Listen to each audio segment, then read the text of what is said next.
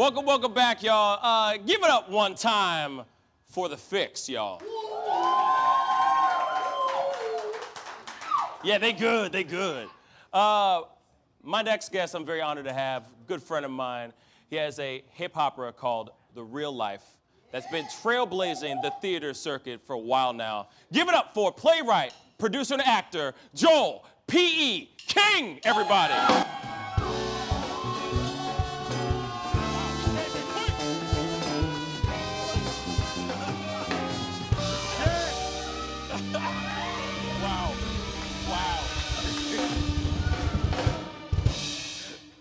Joel P.E. King, everybody. Wow. That is the fastest entrance I've ever seen in the history of the late night show. Let me just tell you that. He just came out like, woo! Yeah! All right. I gotta do a retake. You want to do it again? Come on, let's do it. Yeah. One more take. Come on. One more take. Hold on, we gotta reset. 1 second, okay? we gotta reset.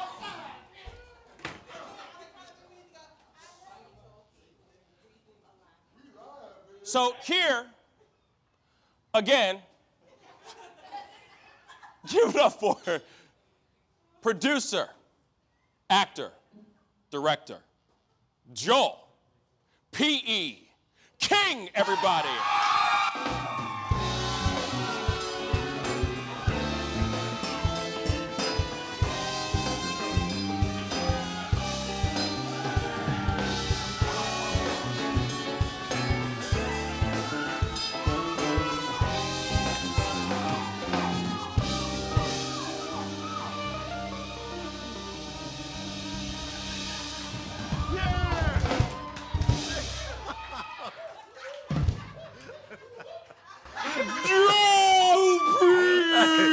King, everybody! Yeah! Anyway, Joe P. King, everybody. Give it up. What is good, man? Life. Real life. I was waiting. I'm done. I'm done with y'all. I'm done with all y'all right Shameless plug. Life. Real life. Anyway, so let me just ask you something real quick. Yes, what got you started in just playwriting, making plays, hip hoppers, the whole nine? What got you started? Yeah. You know what? It started when I was 12 years old. That's the honesty of it. I was inspired by Renee Thomas. Mm-hmm. She was a member of our church, Bible Fellowship Apostolic Church, woo-woo. But yeah, so I saw some different things that she was doing, and then, but prior to that, you know, as a kid, I went to different shows, and I didn't know how to connect it all. All I know is like 12 years old, I wrote my first play, 16, I wrote another one. Didn't do anything with it. Right. And, you know, until after college, and a friend of mine, we were students at SIUE together, woo-woo, another shameless plug. But yeah, but you know, what we... I was drinking this Dasani, woo-woo. Yeah. Yeah. I pulled up the checkers, woo-woo. But yeah, like we were graduating from college, and we're like, you know, we want to make some money. And so we started doing plays. Little did we know, you know, sometimes it takes 10, 12, 13, 14, 15 years before you can really see the fruits of your labor. But we in it. We in it, though. That's what's up, man. Yeah, That's what's absolutely. up. Yeah. So tell me about real life. Real life. Yeah. Yeah. Mm-hmm. Okay, so. Woo-woo. Woo-woo. You know, it has been definitely its own real life journey, because it started back in 2004. I was substitute teaching in St. Louis Public Schools. Okay. You know, and I had this situation to where I was teaching, and this one young girl was like, out of nowhere, she's like, I want to kill my dad. I'm like, okay. Like, what that's supposed to mean? And then she said, I want to kill my dad because he raped me. And so I'm like, I'm listening to this. And the thing that stunned me more than anything. Sounds like an uplifting reason why you wrote it. You know, but no, the reason was because after she said what she said, the fact that no one responded in the room was a problem. So there's something that was immune to that type of conversation. I said, so this is an issue.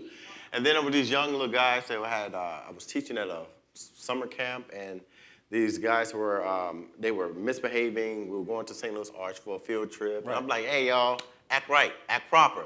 Oh, so you want us to act white? That's what he said to me. I said, no, I want you to act like you're supposed to be here, okay? And then then he goes outside and he says something about, and this man like 11 years old talking about, I'm never leaving the hood. I'm like, oh, okay, so this is how it starts. Right. So my thought was, you know, how do I take this idea, because it forms from this idea, and then it becomes something else like 30 years later.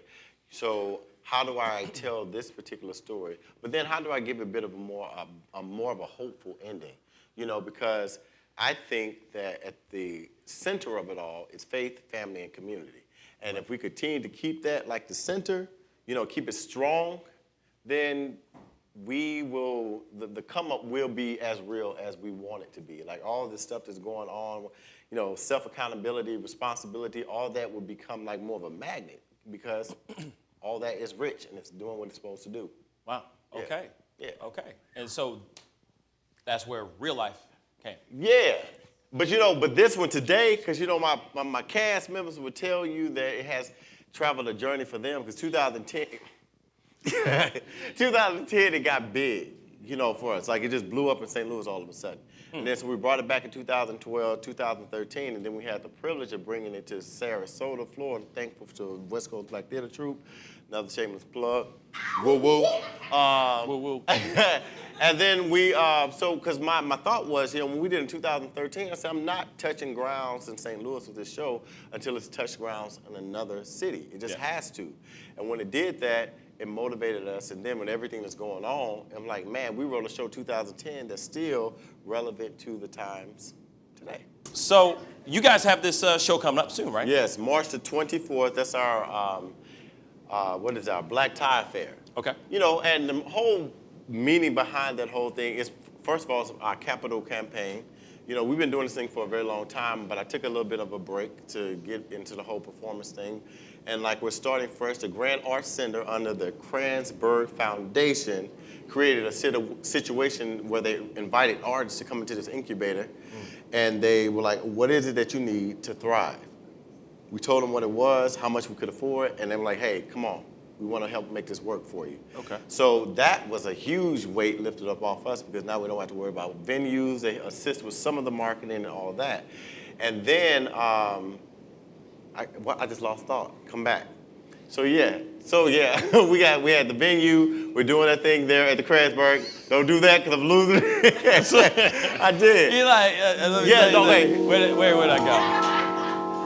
And here we go. Oh, there we are. We're here. Yeah. Okay. So March 24th, the whole Black Tie Affair was Right. like, you know what? When I was going to when I remember the theater as a child, I remember the theater more dressed up. You know, I wanted us to go back to those days where we dressed up, and it was like, you know, back in the 20s and 30s where it was a different type of appreciation for it. So that's another thing. So it was a capital campaign and an opportunity for us to just look fly on another level for that night.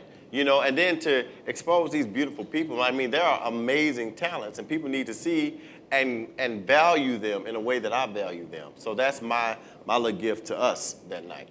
Okay. Yeah, and then we got the 25th and the 26th. We have a 3 p.m. show, an 8 p.m. show, and then Sunday we come in for our 3 p.m. show, and then Monday we have an encore performance for schools. So we got a lot going on. Yeah, I was going to say. At the Dot Zack Theater. Yes. The where again? Dot Zack Theater, 3224 Locust Street. Go to metrotix.com and look up Real Life. Woo woo. Woo woo. Woo woo. Yeah. Okay. Yeah. And so I understand that you guys are going to be, you have your cast here to perform a little piece for us in a little bit. Yes. Correct? Yes. And I think it's important to say this, though, like, because I don't say it enough, and I think it's really good because, you know, this mountain that we're climbing together, that is all original music, you know, written, arranged.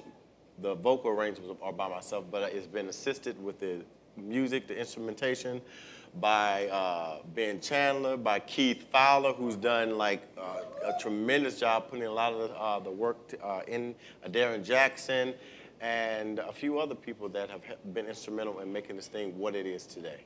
Okay. Yeah. Okay. Well, give it up for this, man. I mean, that's dope.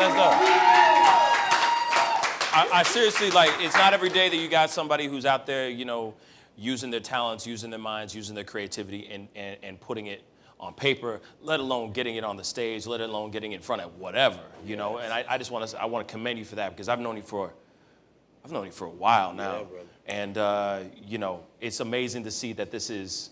I don't even know what generation this is, this show, but it's another generation, you know, just to even begin with. So, man, congratulations on your success and the upcoming endeavors that you guys have, for real. Seriously. Thank you. Same to you. Same to you, brother. Yeah.